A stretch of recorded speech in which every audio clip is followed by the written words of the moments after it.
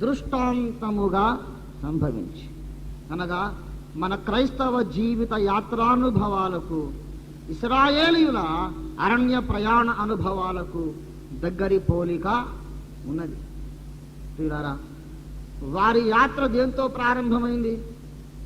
అసలు విడుదల ఎప్పుడు కలిగింది వాళ్లకు? పస్కా గొర్రె పిల్ల రక్తము ద్వారా వారు విమోచింపబడ్డారు. మనము కూడా దేని ద్వారా విమోచింపబడ్డామండి? ఏమండి? 1 కొరింథీ పత్రిక 5వ అధ్యాయం, 1 కొరింథీ 5వ అధ్యాయము 7వ వచనం. మీరు పులిపిండి లేనివారు గనుక కొత్త ముద్దగుటకాయ, ఏమండి, ఆ పాతదైన పులిపిండిని తీసి పారవేయుడి. ఇంతేకాక క్రీస్తువను మన పస్కా పశువు వధింపబడెను. ఇశ్రాయేలు వారి విడుదల సందర్భముగా ఒక పస్కా గొర్రె పిల్ల వధింపబడింది.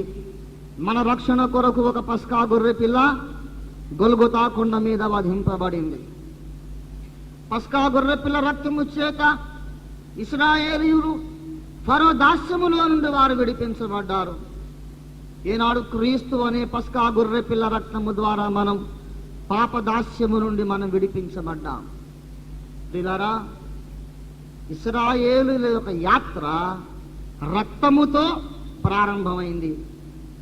మన రక్షణ కూడా రక్తముతోనే ప్రారంభమైంది. దేవుని స్తోత్రం కలుగునుగాక. ఆఖరుకు వాళ్ళు దేవుడిచ్చిన వాగ్దాన భూమిలో విశ్రమించారు. మనము కూడా విశ్రమించబోతున్నాం మన యాత్రాంతములో. హెబ్రీ పత్రిక 4వ అధ్యాయము 1వ వచనం చూడండి దయచేసి. ఆయన యొక్క విశ్రాంతిలో ప్రవేశించుదుమను వాగ్దానం ఇంకా నిలిచి ఉండగా, మీలో ఎవడైనను ఒకవేళ ఆ వాగ్దానము పొందకుండా తప్పిపోవునేమోనని భయము కలిగి ఉందాము. దేవునికి స్తుతి కలుగునుగాక. హల్లెలూయా, హల్లెలూయా. దేవుని బిడ్డలారా, ఇశ్రాయేలీయులు తమ యాత్ర ముగించినప్పుడు వాగ్దాన భూమిలో ఏం చేశారండి? వారు విశ్రాంతి పొందారు. దయచేసి మూడో వచనం చూడండి దయచేసి.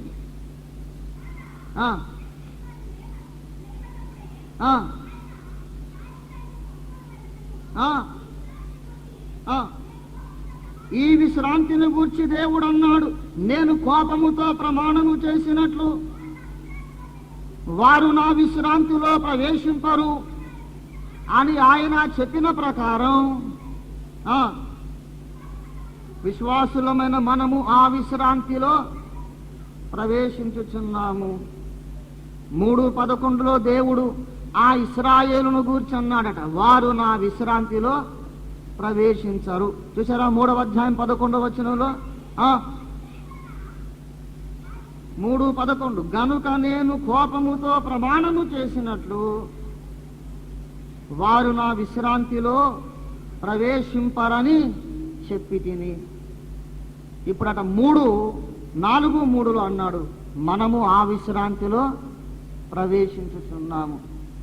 ఏమండి? ఆ విశ్రాంతిలో వారు ప్రవేశించలేదు. 4వ అధ్యాయం 6వ వచనం చూడండి. కాదా? చూసారా? 3:5 అన్నాడు, వారు నా విశ్రాంతిలో ప్రవేశింపరు అని చెప్పి ఉన్నాడు. కాదా? ఎవరో కొందరు విశ్రాంతిలో ప్రవేశించుదరనే మాట నిశ్చయము. వాళ్ళు నా విశ్రాంతిలో ప్రవేశించరు అన్నాడంటే ఎవరో కొందరైతే ప్రవేశిస్తారు. గనుక అరణ్య యాత్ర యొక్క ముగింపు ఏమిటండి? విశ్రాంతిలో ప్రవేశించుట.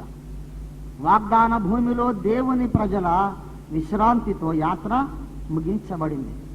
ఈనాడు మన యొక్క అరణ్య ప్రయాణం దేంతో ముగించబడుతుందండి? మనము పరమ కనాను భూమిలో విశ్రమించుట. దేవునికి స్తోత్రం కలుగునుగాక. ఆ విశ్రాంతిలో ప్రవేశించుదు మన వాగ్దానము నిలిచి ఉండగా, మనలో ఎవడైనా ఆ విశ్రాంతిలో ప్రవేశించకుండా తప్పిపోవునేమోనని జాగ్రత్త కలిగి ఉన్నాం. అందుకే 7వ దినము సృష్టిలో దేవుడు ఏం చేశాడు? ఏంటి ఒక గొప్ప కార్యం చేశాడు. ఏం చేశాడు ఆయన? విశ్రాంతి. అది కూడా కార్యమేనా? అది కార్యమే. దేవుడు విశ్రమించాను అన్నది అర్థం ఏంటంటే, మౌనముగా ఒక సాక్ష్యం ఇచ్చాను.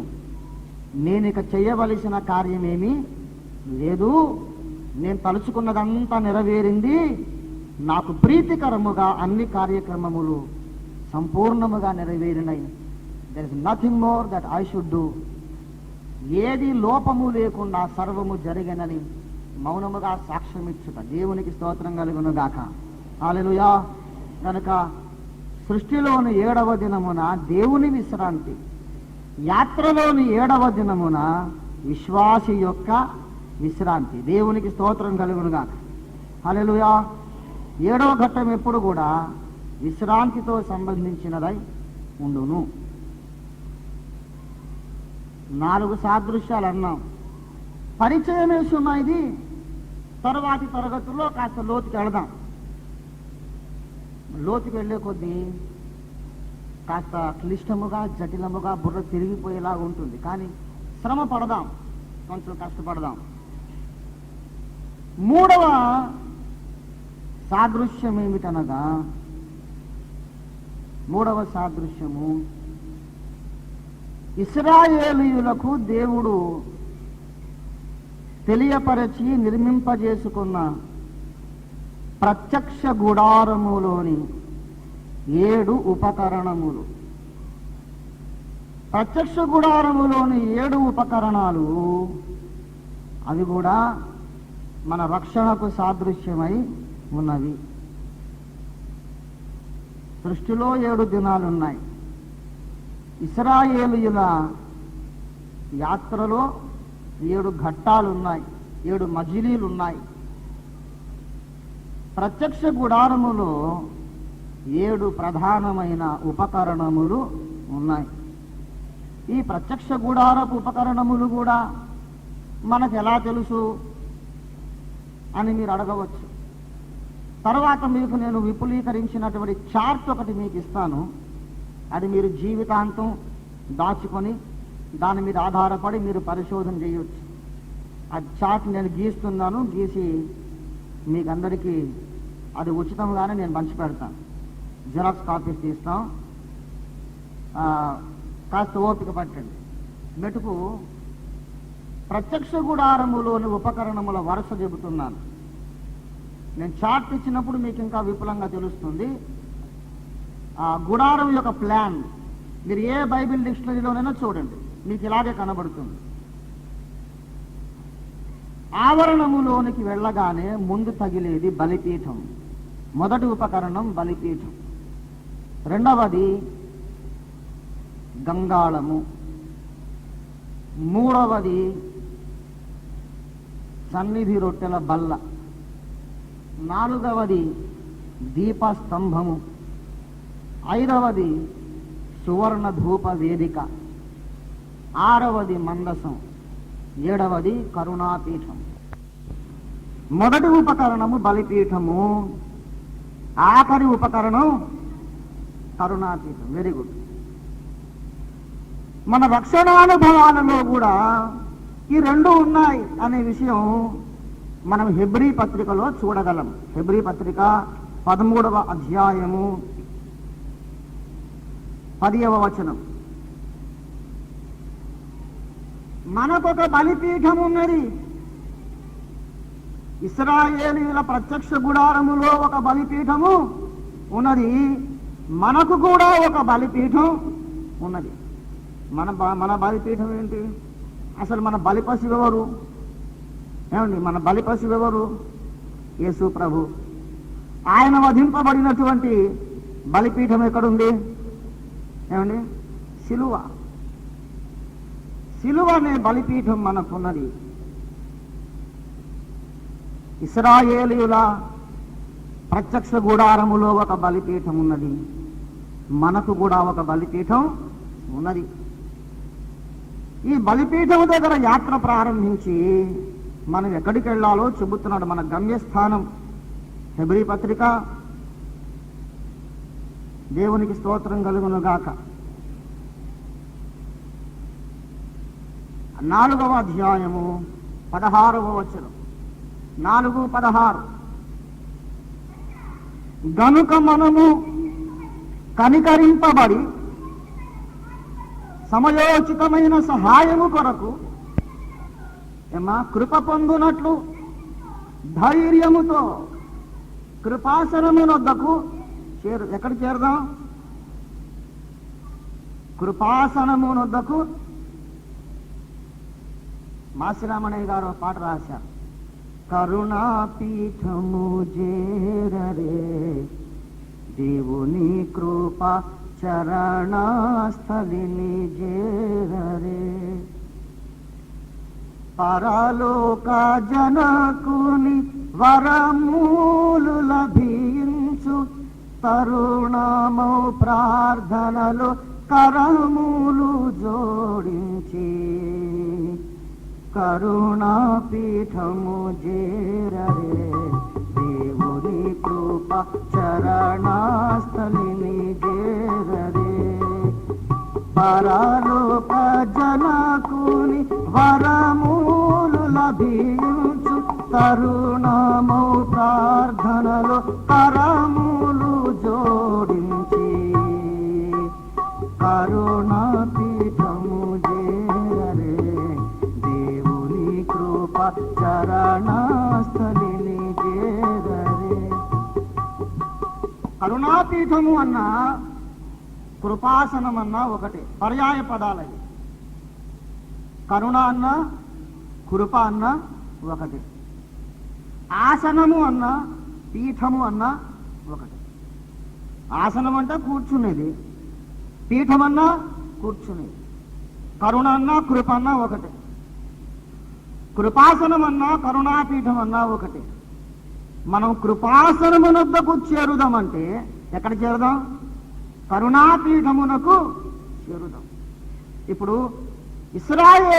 ఇశ్రాయేలీయుల యొక్క ప్రత్యక్ష గుడారములో ఒక బలిపీఠం ఉన్నది, మన జీవితానుభవంలో ఒక బలిపీఠం ఉంది. వారి ప్రత్యక్ష గుడారంలో ఒక కరుణాపీఠం ఉన్నది, మనకు కూడా ఒక కరుణాపీఠం ఉన్నది. దేవునికి స్తోత్రం కలుగును గాక. హల్లెలూయా, హల్లెలూయా. ఆ కరుణాపీఠం దగ్గరికి మనం చేరడానికి అడ్డముగా ఉన్న తెర క్రీస్తు మరణించినప్పుడు పైనుండి కిందికి నడిమికి రెండుగా చినిగిపోయేను. హెబ్రీ పత్రిక 10వ అధ్యాయము 19వ వచనం. సహోదరులారా, యేసు మన కొరకు ప్రతిష్ఠించిన మార్గమున అనగా నూతనమైనదియు జీవము గలదియు ఆయన శరీరమును తెర ద్వారా ఏర్పరచబడినదియునైన మార్గమున ఆయన రక్తము వలన పరిశుద్ధ స్థలమునందు ప్రవేశించుటకు మనకు ధైర్యము కలిగి ఉన్నది. చాలు పిల్లరా, ప్రత్యక్ష గుడారములో ఒక తెర ఉంది. ఆ తెరకు అవతల కరుణాపీఠం ఉన్నది. ఆ కరుణాపీఠము మీద దేవుని మేఘము ఉన్నది. ఆ మేఘములో అహరోనుకు దేవుడు కనబడి మాట్లాడేవాడు. దేవుని ముఖం కనబడేది. దేవుడు విశ్రమించు స్థానము కరుణాపీఠము. అక్కడికి యాజకుడు ఒక్కడే, ప్రధాన యాజకుడు ఒక్కడే. అది కూడా పొద్దస్తమానం కాదు, సంవత్సరానికి ఒకసారి మాత్రమే. 7వ నెల 10వ దినం వెళ్ళాలి అక్కడికి. ఒక ప్రధాన యాజకుడే సంవత్సరానికి ఒక్కమారే అతి కష్టంగా గడగడ వణుకుచు గడగడలాడుచు భయపడుచు వెళ్ళాలి. ఒకవేళ అక్కడ ఉన్నప్పుడు ఒకవేళ ఏదైనా పొరపాటు జరిగితే చచ్చిపోయేవాడు.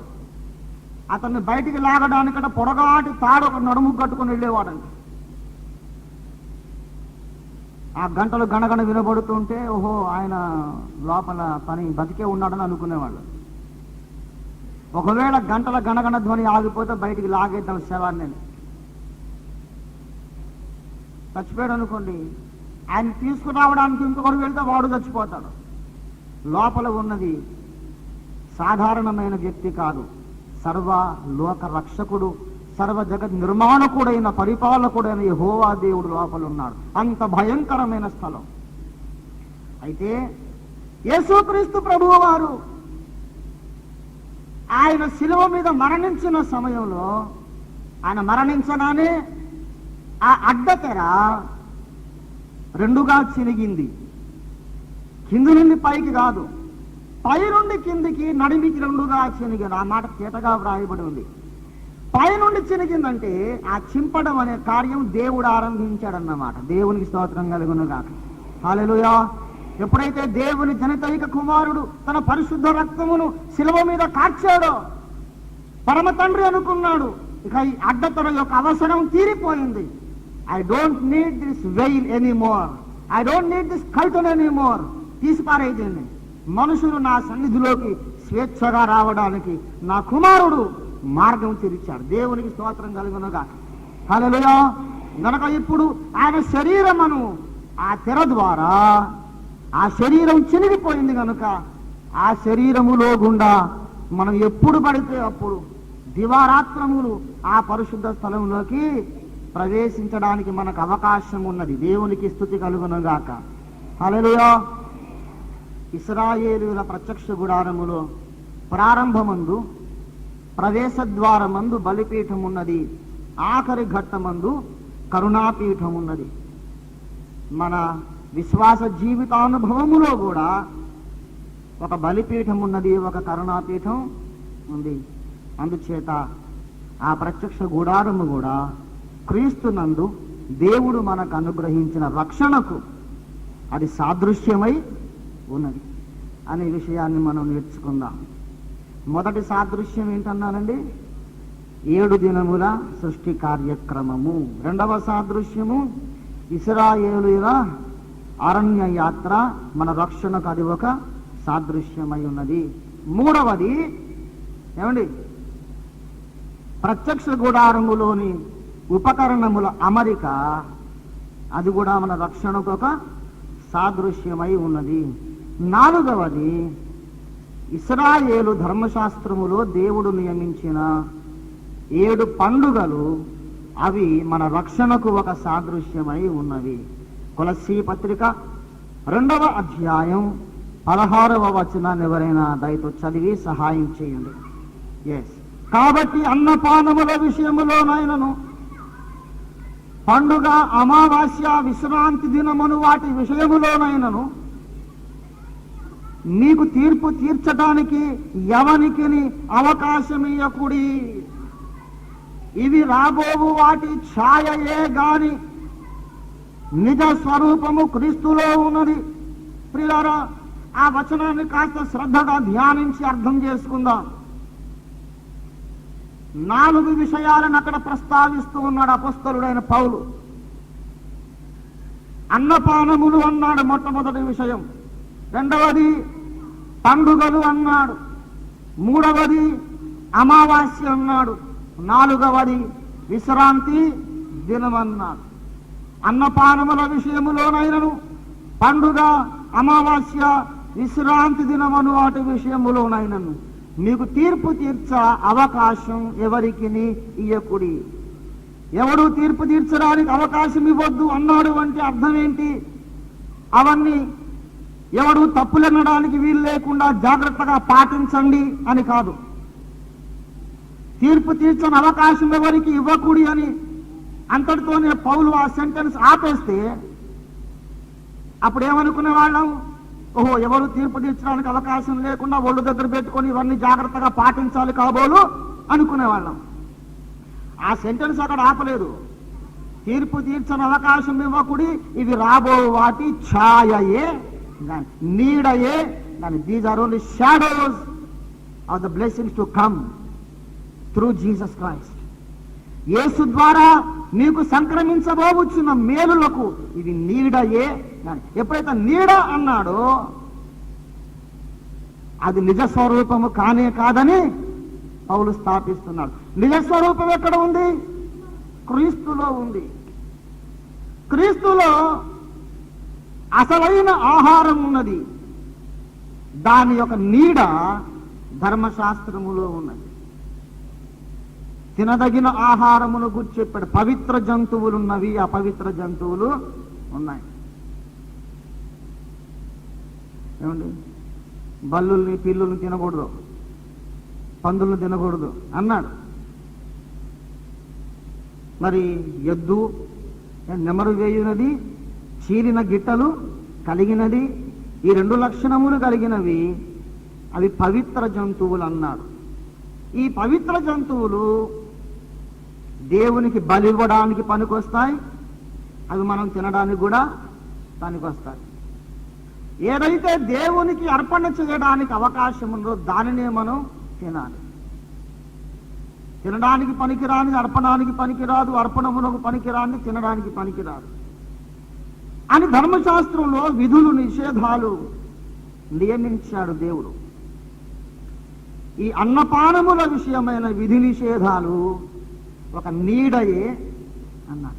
ఇట్స్ ఓన్లీ ఎ షాడో, కానీ రియల్ సబ్స్టెన్స్, అసలైనటువంటి నిజస్వరూపం క్రీస్తులో ఉంది. క్రీస్తులో అసలైనటువంటి ఆహారం ఉన్నది, దాని నీడ ధర్మశాస్త్రంలో ఉంది. ధర్మశాస్త్రంలో ఏమేమి చెప్పబడినవో అన్నిటి యొక్క నిజ రూపం ఎక్కడుందండి? క్రీస్తులో ఉంది. ధర్మశాస్త్రములో అన్నపానముల గురించి చెప్పబడింది, అసలైన అన్నపానములు క్రీస్తులో ఉన్నవి. ధర్మశాస్త్రంలో పండుగలను గూర్చి చెప్పబడింది, అసలైన పండుగలు క్రీస్తులో ఉన్నాయి. ధర్మశాస్త్రములో అమావాస్యను గూర్చి చెప్పబడింది, అసలు సిసలైన అమావాస్య క్రీస్తులో ఉన్నది. ధర్మశాస్త్రములో విశ్రాంతి దినమును గూర్చి చెప్పబడింది, అసలైన విశ్రాంతి దినము క్రీస్తులో ఉన్నది. దేవునికి స్తోత్రం కలుగునగాక. హల్లెలూయా, హల్లెలూయా. క్రీస్తులో మనము పొందబోవచ్చున్న విశ్రాంతికి సూచనగా 7 దినములలో ఒక దినాన్ని విశ్రాంతిగా పాటించమన్నాడు. అది నీడయే అన్నాడండి. చూడండి, అసలు స్వరూపాన్ని మనం చూసే అవకాశం లేనప్పుడు ఫోటో చూసుకొని సంతోషపడతాం. ఛాయ అన్నాడు కదా, ఫోటోని తెలుగులో ఏమంటారు తెలుసా? ఏమండి, ఫోటోగ్రాఫర్ గారు ఏమంటారు? ఛాయాచిత్రం కదా. ఫోటోని ఏమంటారండి? ఛాయాచిత్రము. ఏండి, నేను విశాఖపట్నానికి రాకముందు ఓల్ఫీర్ గారు ఎలాగ ఉంటారండి మీరు చూడలేదు అనుకోండి. ఎవరైనా మన శిష్యులు ఉన్నారు, సహోదరులు ఉన్నారు, ఏమండి ఇదిగో ఓల్ఫీర్ గారు ఎలా ఉంటారు మీరు చూడలేదా? భలే బాగుంటాడులేండి, గడ్డం అది, ఆయన అసలు ఆకారం అవతారం భలే ఉంటాడండి, రింగుల జుట్టు, సగం నెరిసిన జుట్టు, భలే ఉంటాడండి. ఇదిగో ఫోటో అని ఫోటో చూపి, ఎంత బాగున్నాడండి ఓల్ఫీర్ గారని సంతోషపడతారు. ఎప్పటిదాకా సంతోషపడతారు ఫోటో చూసి? ఎప్పటిదాకండి? ప్రతిరోజు పొద్దున్నే ఫోటో చూసి ఓల్ఫీర్ గారు ఎంత బాగున్నాడండి అనుకున్నారనుకోండి. తీరా నేను విశాఖపట్నానికి వచ్చి మీ ఇంటికి వచ్చిన తర్వాత కూడా నా కాళ్ళకు నీళ్ళు ఇవ్వకుండా, నాకు తాగడానికి మంచి నీళ్ళు ఇవ్వకుండా, నాకు టీ ఇవ్వకుండా, ఏమండి నాకు భోజనం పెట్టకుండా, నా సంగతి పట్టించుకోకుండా, నేను మీ ఇంట్లోకి వచ్చి కూర్చున్నా సరే నా సంగతి పట్టించుకోకుండా ఫోటో చూసి సంతోషపడుతున్నారు అనుకోండి. ఏమండి నేను ఓఫీర్నండి, రంజిత్ ఓఫీర్ అంటే నేనేనండి, ఆకలేస్తుందండి, దాహంగా ఉందండి, నాలుగు పిడిచ కట్టుకుపోతుందండి, కాస్త కనికరించండి మహాప్రభు ఉన్నాయా స్వామి. ఈ ఫోటో ఎంత అందంగా ఉందో దీన్ని చూస్తు నువ్వేంటి మధ్యలో గొడవ? బాబోయ్ అసలు వచ్చానండి ఫోటో తను ఎక్కువ మాట్లాడు అంటే, ఈ ఫోటో ఎంత బాగుందని నేను చూస్తున్నా, నువ్వేనా డిస్టర్బ్ చేస్తున్నావు అన్నారు అనుకోండి. తప్పకుండా వీళ్ళకి మెంటల్ వచ్చింది అనుకుంటాం. అసలు ఓఫీర్ గారు వచ్చాక ఫోటో చూసుకొని సంతోషపడ్డం ఏంటో.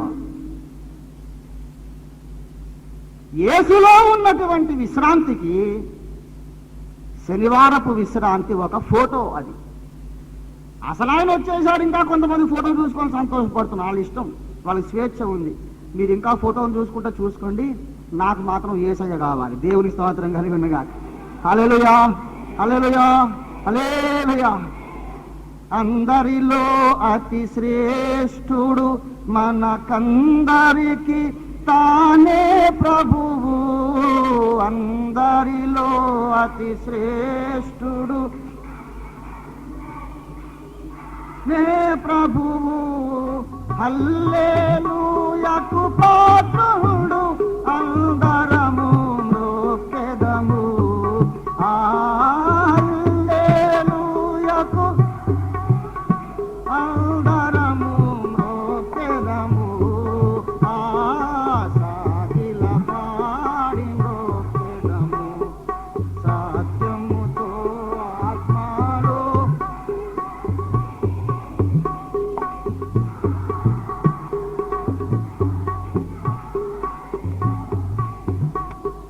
గమనించండి. విశ్రాంతి దినము, అన్నపానముల విధి నిషేధాలు అనే వాటిని పౌలు స్థిరపరచదలుచుకున్నట్లయితే, వాటిని తప్పకుండా పాటించండి అని చెప్పదలుచుకున్నట్లయితే, ఇవి ఛాయయే అనే మాట పౌలు వ్రాయడు.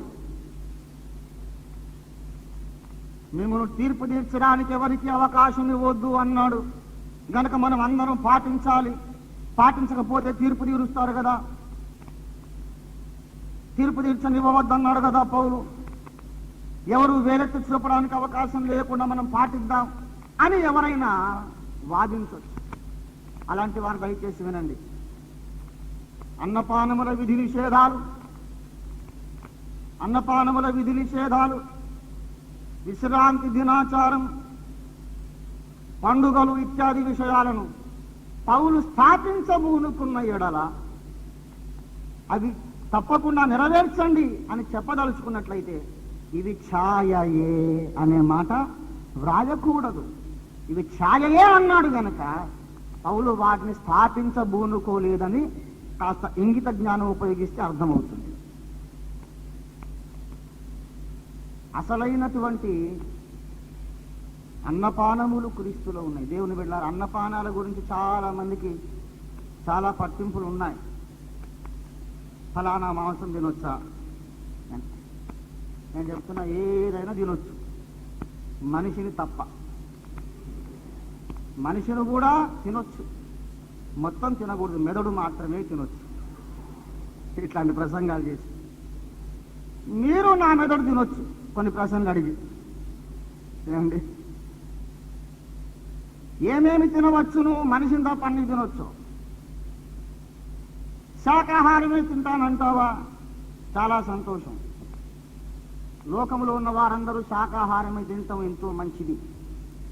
కనీసం రేట్ అయినా తగ్గుతుంది. అందరూ మాంసాహారం తినాలని మేమేం బోధించట్లేదు, దాన్ని ఎన్కరేజ్ చేయాలని కాదు.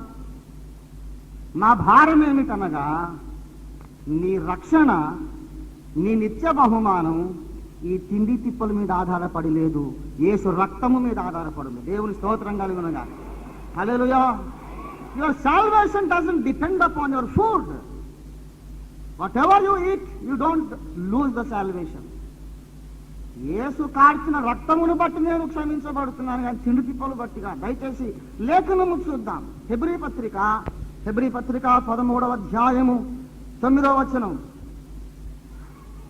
ఆహా, ఎంత చక్కటి చల్లని మాటమ్మా. నానా విధములైన అన్య బోధన చేత త్రిప్పబడకుడి, భోజన పదార్థములను బట్టి కాక కృపను బట్టియే హృదయము స్థిరపరుచుకొనుట మంచిది.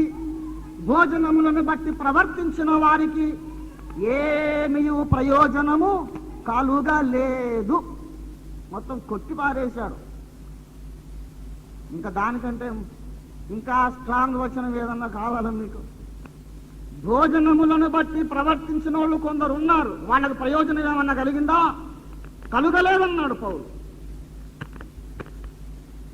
నానా విధములైన అన్యబోధల చేత త్రిప్పబడకుడి, భోజన పదార్థములను బట్టి కాక కృపను బట్టియే హృదయము స్థిరపరుచుకొనుట మంచిది. భోజనములను బట్టి ప్రవర్తించిన వాళ్ళు చాలా మంది ఉన్నారు, వాళ్ళకి ఏమి రవ్వంత ప్రయోజనం కలగలేదు.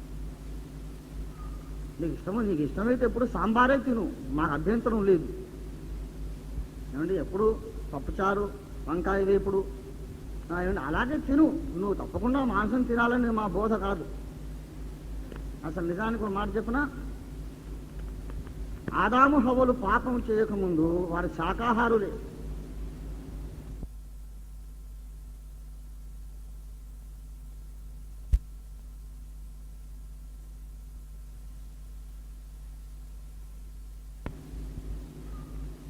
నీకు ఇష్టమైతే ఎప్పుడు సాంబారే తిను, మాకు అభ్యంతరం లేదు.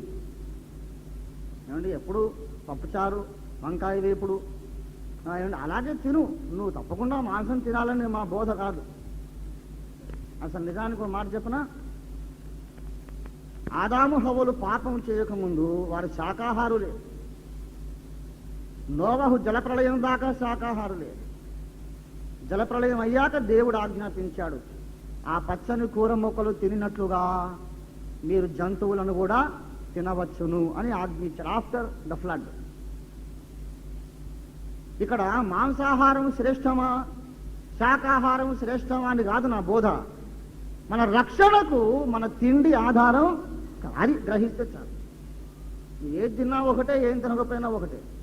గడ్డి తిను, మాంసం తిను, అబ్రహాం తిను, ఇస్సాకు తిను, తప్పిపోయిన కుమారుడు తిను, పేతురు తిను, యోనా తిను,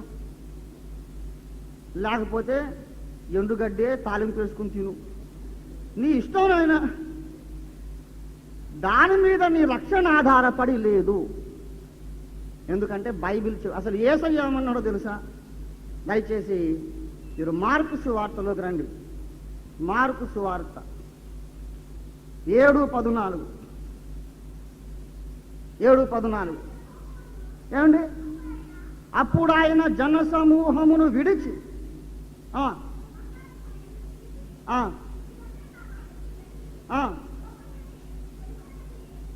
వెలుపల నుండి లోపలికి పోయి మనుష్యుని అపవిత్రునిగా చేయగలుగునది ఏదియూ లేదు. ఇక ఏదీ లేదంతే. బయట నుంచి ఏది మింగినా అపవిత్రునిగా చేయదు. అపవిత్రత అనేది వేరు, అనారోగ్యం అనే సంగతి వేరు. ఏదైనా మింగొచ్చంటే పాస్టర్ గారు మరి విస్కీ కూడా మింగొచ్చు కదండి, బ్రాండీ మింగొచ్చుగా, గుట్కా మింగొచ్చు. నాయనా అట్లాంటి వాళ్ళ కొరకు అవతారం ఎత్తాను. అపవిత్రునిగా చేయగలుగున్నది లేదన్నాడు, కానీ రోగిగా చేయగలుగున్నది ఏది లేదన్నాడా? చూడు నాయన, నువ్వు రోగి అవుతావు, అందుకే మేము వద్దంటున్నాం. నీకు అనారోగ్యము కలిగించనివి కొన్ని ఉన్నాయి. వాటిని గురించి నువ్వేమనుకుంటున్నావంటే అవి మింగితే రోగిని కాను కానీ పాపినవుతానేమో అనుకుంటున్నావు. వాటిని గురించి చెబుతున్నాడు ఆయన. నీవు ఆ పదార్థములు మింగుట వలన, బయట నుండి లోపలికి మింగడం వలన నీకు అంటుకునే పాపం ఏమీ లేదు. పాపం అంటుకోదు, రోగం అంటుకుంటుందేమో. కానీ పవిత్రత, రక్షణ అనే విషయం వచ్చేసరికి ఆహారానికి నిమిత్తం లేనే లేదు. ఆహారమునకు ఆరోగ్యమునకు సంబంధం ఉంది, కానీ ఆహారమునకు పరిశుద్ధతకు సంబంధం. ఆమె క్లియర్. నీకు ఏది ఇష్టమైతే తిను, ఆరోగ్యం కాపాడుకో, అంతే, అంతవరకే. కానీ పాప పుణ్యాల ప్రసక్తి తిండి తిప్పలులో లేదు. ఆహార పదార్థములను దేవుని బిడలారా, ప్రభు ఇంకా చెబుతున్న మాట గమనించండి. ఏం చెప్పాడు? వెలుపల నుండి లోపలికి పోయి మనిషిని అపవిత్రునిగా చేయగలుగున్నది ఏదియూ లేదు, కానీ లోపల నుండి బయటికి వెళ్ళున్నదే అపవిత్రునిగా చేయునని చెప్పాను. ఇంకా చదవాలమ్మా. ఆయన జన సమూహమును విడిచి ఇంటిలోనికి వచ్చినప్పుడు ఆయన శిష్యులు ఈ ఉపమానమును గూర్చి ఆయనను అడుగగా ఆయన వారితో కనను, మీరును అంటే మీరు కూడా ఇంత తెలివి తక్కువలే అంటారు బాబు. ఇన్ని ఏళ్ళు వెంబడించారు నన్ను, నా బోధ విన్నారు, నా అద్భుతాలు చూశారు, మీరు కూడానా? ఈ డౌట్ ఎవరికన్నా రావచ్చు, కానీ నీకు కూడా ఈ డౌట్ వచ్చిందా బాబు? ఈ అనుమానం పరిసయుడు శాస్త్రి అడిగితే నేను ఒప్పుకునేవాడిని, నువ్వు కూడా నీకు ఇదే డౌటా? నీవును ఇంత అవివేకివా? చదవండి. అపవిత్రునిగా చేయ జాలదని గ్రహింపకున్నారా? అది వాని హృదయములో ప్రవేశించక కడుపులోనే ప్రవేశించి రేపు ఉదయం నువ్వు చెంబు తీసుకొని పోయినప్పుడు విడవబడును. ఇట్లు అది దేవునికి స్తోత్రం కలుగును గాక. యేసయ్య చక్కగా బయోలాజికల్ ప్రాసెస్ చెప్తుంది. బయట నుంచి ఏది మింగినా అది హృదయములోనికి వెళ్ళక ఎక్కడికి వెళ్తుంది అంటే హృదయంలోనికి వెళ్ళేటట్లయితే అది ఏం చేస్తుంది అనమాట, అపవిత్ర పరుస్తుంది. కానీ ఎక్కడికి వెళ్తున్నది, కడుపులోకి వెళ్తుంది, తర్వాత డ్రైనేజీలోకి వెళ్ళిపోతుంది. అట్లు అది పవిత్రపరుచును కానీ నిన్ను అపవిత్ర పరుచు. మీరు అడగొచ్చు, ఫలానా మాంసం తినొచ్చా పాస్టర్ గారని మీరు అడగొచ్చు. నేను అడుగుతా ఒక ప్రశ్న, బ్రదర్, నువ్వు ఆ ముక్క నోట్లో పెట్టుకుని గుట్టుకేసినప్పుడు అది గుట్టుకుమని నీ కడుపులోకి వెళుతుందా, హృదయంలోకి వెళుతుందా? నువ్వు గుట్టకేసినప్పుడు హృదయంలోనికి వెళుతుందని నీకు అనుమానం ఉంటే మింగొద్దు దయచేసి. హృదయంలోకి వెళ్ళేటట్లయితే మింగొద్దు. కానీ హృదయంలోకి కాక కడుపులోకి వెళ్ళేటట్లయితే నిస్సందేహంగా నువ్వు ఏదన్నా మింగొచ్చు. నీ ఆరోగ్యానికి హాని చేయనిది ఏదైనా తినొచ్చు. అక్కడ క్లాజ్ ఒకటే, అది హృదయములోనికి వెళ్ళక కడుపులోనికి. దయచేసి గమనించాలి, భోజనము మీద ఆధారపడి మనకు రక్షణ కానీ నిత్య బహుమానము కానీ లేనే లేదు. దయచేసి ఇంకా మీరు దేవుని వాక్యంలోనికి చూడండి. 1 కొరింథీ పత్రిక 8వ అధ్యాయం 8వ వచనం. భోజనమును బట్టి అబ్బా ఎంత చక్కటి మాట చదివారమ్మా. అక్కడేమన్నాడు, ఫిబ్రవరి 13:11 13:9 ఏమన్నాడు, భోజనములను బట్టి మనము ప్రవర్తించుట కంటే కృపను బట్టియే హృదయము స్థిరపరుచుకొనుట మంచిది. 1 కొరింథీ 8:8 ఏమంటున్నాడు, భోజనమును బట్టి మనము దేవుని ఎదుట మెప్పు. ఈ భూమి మీద ఏ ఆహారమే తినొచ్చు. మనం నాగాలాండ్కు సువార్తకు వెళ్ళామనుకోండి, ఎంతో ప్రేమగా వాళ్ళు కుక్కను కోసి వండి పెడతారు. మీకు తెలుసా? తినాలి, నువ్వు తినకపోతే నీ సువార్త వినడు ఆయన. వీడెక్కడ మూర్ఖుడండి. ఎంతో ప్రేమగా నేను ఇంత చక్కగా నేను ప్రేమతో కుక్కను కోసి వండి పెడితే అక్కడ వద్దంటాడు ఆ మూర్ఖుడు. అసలు ఆ బోధ నాకు వద్దంటాడు. యేసుప్రభు చెప్పాడు, సర్వలోకమునకు వెళ్ళి సర్వ సృష్టికి మరి ప్రకటించాలి. అందుకే యేసుప్రభు వారు ఇశ్రాయేలుకు చెప్పారు, వారు మీ ముందర పెట్టునవి తినుడి. That's all. మన ఇంట్లో మనం ఉన్నప్పుడు మనకు ఇన్హిబిషన్స్ ఉండొచ్చు. మనలో సేవ చేసుకున్నప్పుడు నాకు సాంబారే కావాలండి, అందులోకి వంకాయ వేపుడే కావాలండి, అందులోకి మాగాయే కావాలి, ఆవగాయే కావాలండి అని ఉండొచ్చు. నువ్వు ఆఫ్రికా ఖండానికి అరబ్ దేశాలకు వెళ్ళి సువార్త చెప్పిన తర్వాత అక్కడ ఆవకాయ అంటే ఎవడు పెట్టడు, సాంబార్ చేయుడు. కాబట్టి వారిని ముందర పెట్టినవేదో ప్రార్థన చేసుకొని తినేయాలంట. అది ఏదైనా సరే దేవుని స్తోత్రం కలుగును గాక. 1 తిమోతి పత్రిక 4వ అధ్యాయం 1 తిమోతి 4వ అధ్యాయం 3. ఆ అబద్ధికులు వాత వేయబడిన మనస్సాక్షి కలిగిన వారై వివాహము నిషేధించుచు సత్య విషయమై అనుభవ జ్ఞానము కలిగిన విశ్వాసులు కృతజ్ఞతాస్తుతులు చెల్లించి పుచ్చుకొని నిమిత్తము దేవుడు సృజించిన ఆహార వస్తువులు కొన్నిటిని తినుట మానవలనని చెప్పుదురు. చదవాలమ్మ ఇంకా. అబ్బా ఎంత దివ్యమైన మాట. దేవుడు సృజించిన ప్రతి వస్తువును మంచిది, కృతజ్ఞతాస్తుతులు చెల్లించి పుచ్చుకొనిన ఎడల ఏది నిషేధింపదగినది కాదు. ఏలయనగా అది దేవుని వాక్యము వలనను ప్రార్థన వలనను పవిత్రపరచబడుచున్నది. తండ్రి నీకు స్తోత్రము నాయన అని చెప్పి పుచ్చుకొనగలిగితే ఏది నిషిద్ధం కాదు. అట్లయితే మరి విస్కీ బ్రాండీ కూడా ప్రార్థన చేసుకుని తాగొచ్చునంటారా అని ప్రశ్న అడగొచ్చు ఎవరైనా. నేను ఒక మాట గుండె మీద చేసుకుని చెప్పు నాయన, ప్రభువా ఈ విస్కీ నాకు ఇచ్చావు, నీకు స్తోత్రము తండ్రి అని నీవు చెప్పగలవా? చెప్పగలవా? నీకు తెలుసు అది దేవునికి ఇష్టం లేదని. మద్యముతో మత్తులై ఉండకూడి, మత్తతలు శరీర కార్యము. నా కుమారుడు ఆ ద్రాక్షారసముతో పొద్దుపుచ్చకము. ఏమండి, దేవుడు వద్దు అని చెప్పాడు. మద్యముతో మత్తులై ఉండొద్దు, అది మంచిది కాదు. మత్తు పదార్థములు సేవించడం శరీర కార్యములు. ఇట్టి కార్యములు అభ్యసించు వారు దేవుని రాజ్యానికి పాత్రులు కారు. నువ్వు స్తోత్రం అని చెప్పగలవా? కోడికూర కోసం స్తోత్రం అంటావు, అబ్రాహం కోసం స్తోత్రం అంటావు.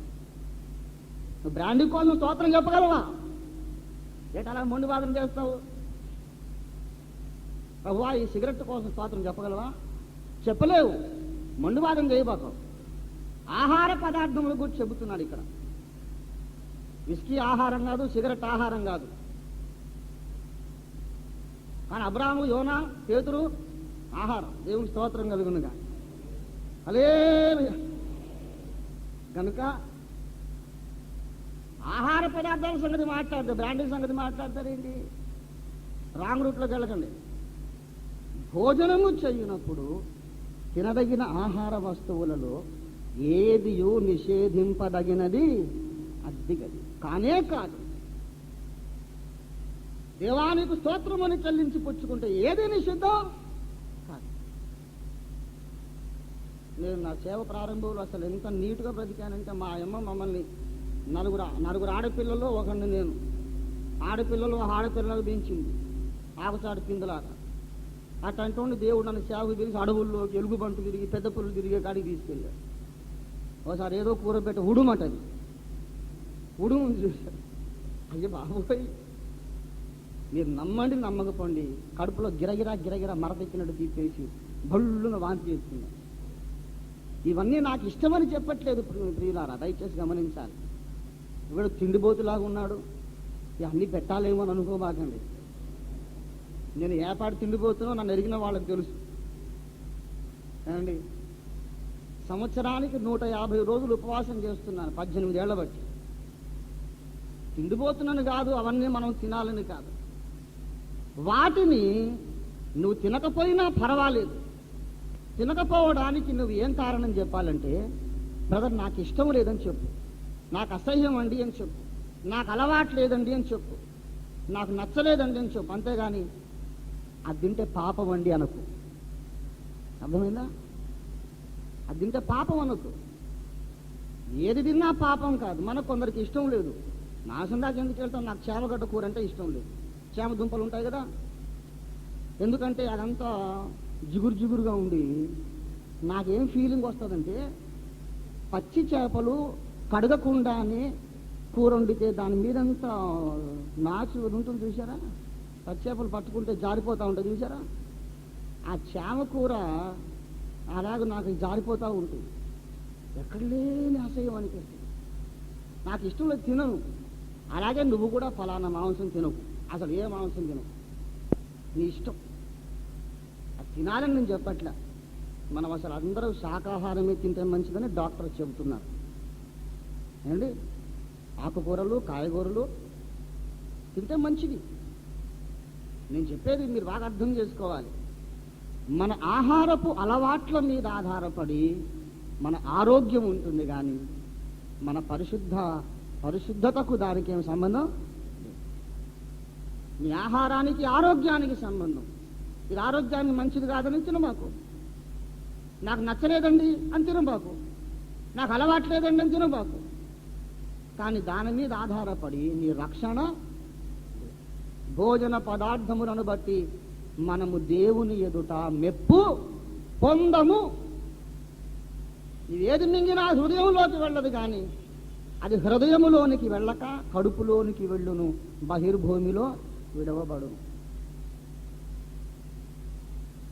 దేవుని బిడ్డలారా, మరి ఇంత తేటగా బైబిల్ ఇలా చెబుతుంటే ఫలానావి తినవచ్చు తినకూడదని దేవుడు ఎందుకంత ఖండితంగా చెప్పాడు? ధర్మశాస్త్రంలో ఎందుకు చెప్పాడంటే, అది ఛాయయే గాని ఆ నిజ స్వరూపము, నిజమైన ఆహారము క్రీస్తులో ఉన్నది. దేవునికి స్తోత్రం కలుగునుగాక. హల్లెలూయా, హల్లెలూయా. పాత నిబంధనలో ఏదేది శరీరముగా నెరవేరిందో, శరీరానుసారముగా నెరవేరిందో, పాత నిబంధనలో ఏదేది అక్షరార్థముగా నెరవేరిందో, అది క్రొత్త నిబంధనలో ఆత్మయందు నెరవేరును. కొన్ని పదార్థములే పవిత్రమైనవని అక్కడ చెప్పాడు. కొత్త నిబంధనలోకి వచ్చి అన్నాడు, నేనే ఆహారమును అన్నాడు. దేవునికి స్తోత్రం కలుగునుగాక. హల్లెలూయా, హల్లెలూయా. అక్కడేమో పవిత్రమైన జంతువులనే తినాలి, అపవిత్ర జంతువులను తినకూడదు. కొత్త నిబంధనలోకి వచ్చాక మన ఆత్మీయ ఆహారం ఏకైక పవిత్ర జంతువు యేసు ఒక్కడే. దేవునికి స్తోత్రం కలుగునుగాక. హల్లెలూయా. యేసును గాక ఇంకెవరిని తిన్నది పాపమే అన్నమాట, అంతే. అలాగే అమావాస్య అక్కడ ఉన్నది. కొత్త నిబంధనలో క్రీస్తులో అసలైన అమావాస్య ఉండడం ఏంటంటే అసహ్యంగాను. యేసులో పౌర్ణమి ఉన్నది అనాలి కదా. అమావాస్య అంటే ఎవరికైనా నచ్చుతుందా? ఇష్టం ఉందా ఎవరికైనా? కవులు ఎవరైనా కావ్యాలు రాసేటప్పుడు పున్నమి నాటి చంద్రుణ్ణి వర్ణిస్తారు, పున్నమి రాత్రులను వర్ణిస్తారు. ఆహా, ఎంత అందమైన అమావాస్య, ఎంత నల్లటి చిక్కటి చీకటి అని ఎవరైనా పద్యాలు రాస్తారా? మరి అమావాస్య అనేది అంత అసహ్యమైందైతే క్రీస్తులో అమావాస్య ఉండడం ఏంటండి అని ఎవరికైనా ప్రశ్న రావచ్చు. దానికి సమాధానం ఏంటంటే, ప్రియులారా, అమావాస్య నూతన మాస ఆరంభము. ఇశ్రాయేలు యొక్క సంవత్సరము చంద్రమాన సంవత్సరం. ఇట్స్ లూనార్ ఇయర్, చంద్రమాన సంవత్సరం. సరిగ్గా 360 రోజులే ఉంటాయి. 12 మాసములే. 12 మాసములలో ఒక్కో మాసంలో ఖచ్చితంగా 30 రోజులు ఉంటాయి. Only 30 days. ప్రతి నెలలో 30 రోజులు, 2 పక్షములు. పక్షం అంటే 15 దినాలు. నెలలో 2 పక్షాలు. ఒక పక్షము కృష్ణపక్షం, రెండవది శుక్లపక్షం. కృష్ణ అనే సంస్కృత భాషా పదానికి నలుపు అని అర్థం. కృష్ణపక్షం అంటే నల్లటి పక్షం అని. శుక్లము అనగా తెలుపు. శుక్లపక్షం అంటే తెల్లని పక్షం అని. అనగా ఈ 2 పక్షములలో ఒక దాంట్లోనేమో చంద్రుడు దినదినం ప్రవర్ధమానం అవుతూ ఇంకా తెల్లగా మారుతూ ఉంటాడు. అమావాస్య నాడు ప్రారంభమయ్యేది శుక్లపక్షం. అమావాస్య నాడు సన్నటి గీతలా ఉంటాడు చంద్రుడు. రేపు ఎల్లుండి అవతల ఎల్లుండి ఇంకా వారం, 2వ వారం చూడండి, మెల్లిమెల్లిగా ఆ రేఖ వృద్ధి అవుతూ 15 దినాలు అయ్యేసరికి ఏమవుతుందండి? నిండు పున్నమిగా మారుతుంది. అమావాస్య నాడు శుక్లపక్షం ప్రారంభమవుతుంది. ఆ నిండు చంద్రుడిని చూసి మనం సంబరపడ్డంతసేపు పట్టదు. మళ్ళీ చంద్రుడు అస్తమిస్తాడు, సూర్యుడు ఉదయిస్తాడు. పౌర్ణమి నాడు కృష్ణపక్షం ప్రారంభమవుతుంది. నానాటికి చంద్రుడు క్షీణిస్తూ నల్లగా మారిపోతాడు. అమావాస్య నూతన మాస ప్రారంభము. చంద్రుడు అనే ఆ యొక్క ఉపగ్రహం క్రీస్తు సంఘమునకు సాదృశ్యమై ఉన్నది. పరమగీతం 6:10 సంధ్యారాగము చూపట్టుచు సూర్యుని అంత స్వచ్ఛమును కళలు గలదై, చంద్రబింబమంత అందము గలదై, వ్యూహిత సైన్య సమ భీకర రూపిణియగు ఈమె ఎవరు? చంద్రబింబమంత అందము గలదిగా షూలమ్మితి కన్యక అభివర్ణించబడింది. సంఘమును చంద్రుడితో పోల్చాడు. కారణం ఏమిటనగా, చంద్రుడు స్వయం ప్రకాశకము కాదు. చంద్రుడి కాంతి ఎక్కడదండి? సూర్యకాంతి చంద్రుడి మీద పడితేనే చంద్రుడు ప్రకాశిస్తాడు. అలాగే సంఘానికి కూడా సొంత వెలుగు లేదు. మనల్ని ఏమన్నాడు ఆయన? మీరు లోకమునకు వెలుగై ఉన్నాడు. మరి మనం లోకానికి వెలుగై ఉండాలంటే మనకు సొంత వెలుగు ఎక్కడిది? 2 కొరింథీ 3:18 ప్రకారం మనము కూడా ముసుగు లేని ముఖముతో ప్రభు యొక్క మహిమను అద్దము వలె ప్రతిఫలింపజేయుచు. చూసారా, మనం ఏం చేస్తున్నాం? అద్దము వలె ప్రభు యొక్క మహిమను మనమందరమును ప్రతిఫలింపజేయుచున్నాం. మనకు సొంత మహిమ లేదు ప్రియులారా. లోకానికి వెలుగై ఉన్నాము, కానీ మనకు సొంత మహిమ లేదు. నీతి సూర్యుని యొక్క వెలుగు మన మీద పడినప్పుడే, మనము ప్రతిబింబించినప్పుడే, ప్రతిఫలించినప్పుడే మన లోకానికి వెలుగియగలం. చంద్రుడు ఎలాగూ రిఫ్లెక్టెడ్ గ్లోరీ కలిగి ఉన్నాడు, మనది కూడా ప్రతిబింబించబడిన మహిమే గాని మన సొంత మహిమ కాదు. అంతేకాకుండా చంద్రునికి వృద్ధి క్షయాలు ఉన్నది. పౌర్ణమి నాడు క్షయం ప్రారంభమవుతుంది, అమావాస్య నాడు వృద్ధి ప్రారంభమవుతుంది. అలాగే విశ్వాసి కూడా ఎల్లప్పుడూ ఏకరీతిగా ఉండడు. ఏ విశ్వాసి కూడా ఎల్లప్పుడూ ఏకరీతిగా ఉండడు. ఇవాళ మనం ఎంతో ఉజ్జీవంగా ఉద్రేకంగా ఉంటాం. కంజరు కొట్టి, నాట్యం ఆడి, పాటలు పాడి, చప్పట్లు కొట్టి, అడావుడు చేసి లోకమంతా ఉద్ధరించాలి, రక్షించేసేయాలి, దేవుడి కోసం గొప్ప కార్యాలు చేయాలి అనుకుంటాం. కొంతకాలం అయ్యాక ఎంతో ఒక విధమైన నీరసం వచ్చేస్తుంది. ఏం ప్రార్థన లేదు, చేసిన ప్రసంగం చాలేవయ్యా, ఇంకా ముగించు అనే మైండ్ వచ్చేది. ఏంటో ఒక నీరసం. ఏం కూటాలండి, ఏం ప్రసంగాలు. చాలా మంది నాకు చెప్తున్నారు, బ్రదర్ అసలు ఏంటో నా ఆత్మీయ జీవితంలో చల్లారని స్థితి ఉంది, నాకే అర్థం కావట్లేదండి. ఎందుకండి?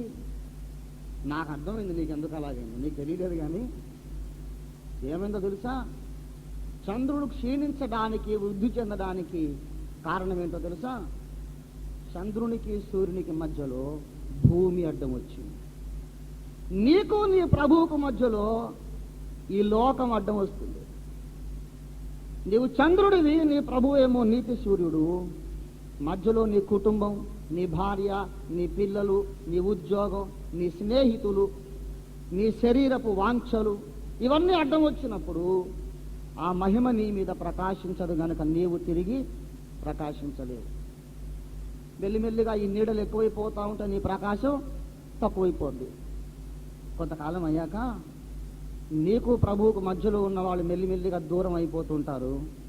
మరలా ప్రభు ముఖం నీ మీద ప్రకాశిస్తుంది. మళ్ళా నీ జీవితం ఈ లోకంలో ప్రకాశిస్తుంది. దేవునికి స్తోత్రం కలుగునుగాక. హల్లెలూయా. కనుక ప్రియులారా, అమావాస్య అనేది అసలైన అమావాస్య ఏంటంటే తెలుసా? నువ్వు కృంగిపోయిన పరిస్థితిలో,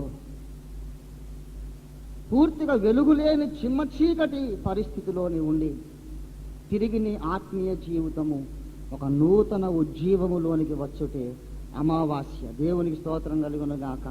అమావాస్య అంటే నూతన మాసారంభం, ఆత్మీయ అమావాస్య నూతన ఉజ్జీవారంభం. దేవునికి స్తోత్రం కలుగునుగాక. The beginning of new revival. ఆఖరున పండుగలన్నారు. విశ్రాంతి దినం, అన్నపానములు, పండుగలు. ఈ పండుగ అనేది 4వ మేజర్ టైప్ ఆఫ్ సాల్వేషన్. మొట్టమొదటి సాదృశ్యం ఏమిటండి? పాత నిబంధనలో, ధర్మశాస్త్రములో రక్షణను గూర్చిన ప్రధాన సాదృశ్యములు ఎన్ని కలవు? విద్యార్థులు చెప్పాలి. ఎన్ని ఉన్నాయి? 4 ప్రధాన అనే మాట ముఖ్యం. ఎందుకంటే మళ్ళీ మామూలు సాదృశ్యాలు ఉన్నాయి. ప్రాముఖ్యమైన సాదృశ్యాలు, ప్రధానమైన సాదృశ్యాలు 4. మొదటిది సృష్టిలోని 7 దినములు. రెండవది ఇశ్రాయేలీయుల అరణ్య యాత్రలోని 7 ఘట్టములు. మూడవది ప్రత్యక్ష గుడారములోని 7 ఉపకరణములు. 4వది ఇశ్రాయేలు వారి 7 పండుగలు. దేవునికి స్తోత్రం కలుగునుగాక. హల్లెలూయా, హల్లెలూయా. దేవుని బిడ్డలారా, ఈ 4 సాదృశ్యములు కలిస్తే మనకు అర్థమవుతుంది నాలో నీలో దేవుని సంకల్పం ఏమిటో అర్థమవుతుంది. అసలు రక్షణ అంటే ఏమిటి, అది ఎప్పుడు ప్రారంభమవుతుంది, ఎప్పుడు ముగించబడుతుంది, ఈ మధ్యలో నేను ఎక్కవలసిన మెట్లు ఎన్ని ఉన్నాయి, ఈ ప్లాన్ అంతా మనకు అర్థమయ్యాక అప్పుడు మనము ఆఖరి కూటంలో ఆత్మ పరీక్ష చేసుకుందాం. ఇన్ని మెట్లు ప్రభు చూపించాడు, అందులో నేనే మెట్టు మీద ఉన్నాను, ఏ మెట్టు మీదకి వెళ్ళాలి. దేవునికి స్తోత్రం కలుగును గాక. ఈ యొక్క 4 దినముల సభలలో నా జీవితము నీ జీవితాన్ని గూర్చి, సంఘ పరిపక్వతను గూర్చి, సర్వ ప్రపంచమును గూర్చి దేవుని సంకల్పం ఏమై ఉన్నదో సమగ్రముగా మనం నేర్చుకుందాం. ప్రార్థనా పూర్వకంగా ప్రతి తరగతికి రండి. ప్రభు మనకు సహాయం చేయను గాక. ప్రార్థించుకుందాం. తలలు వంచండి.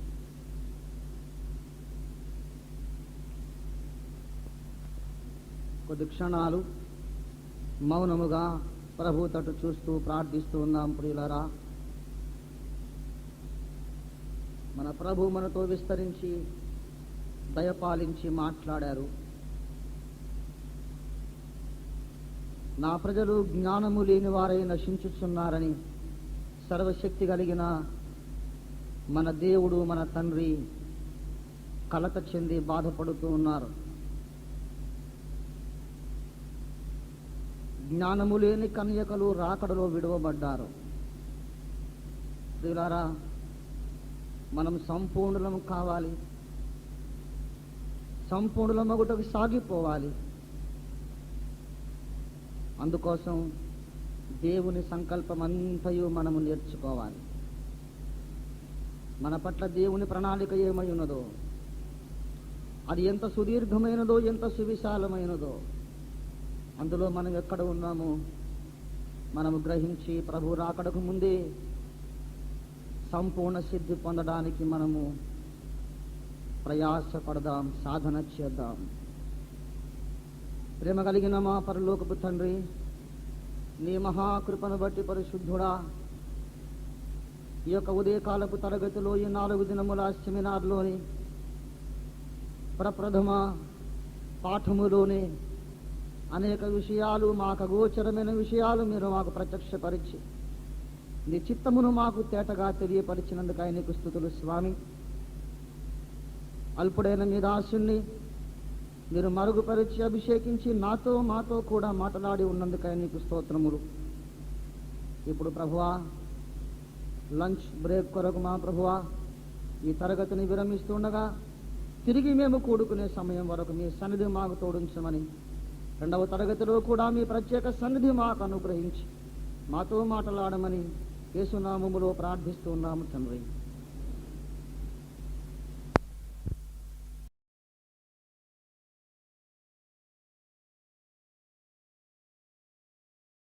యథార్థవాది టీవీ ఈ యూట్యూబ్ ఛానల్ను తప్పకుండా మీరు సబ్స్క్రైబ్ చేయండి, లైక్ చేయండి, అక్కడ ఉన్నటువంటి ఆ బెల్ ఐకాన్ని మీరు ప్రెస్ చేయండి. అప్లోడ్ అవుతున్నటువంటి ఈ యొక్క విశేషమైనటువంటి ప్రాముఖ్యత కలిగిన, సమకాలీన ప్రాధాన్యత కలిగినటువంటి అనేక సందేశాలు వెంటనే మీకు నోటిఫికేషన్ వస్తుంది. So without fail please like and subscribe the Yatharthavadi TV YouTube channel. God bless you.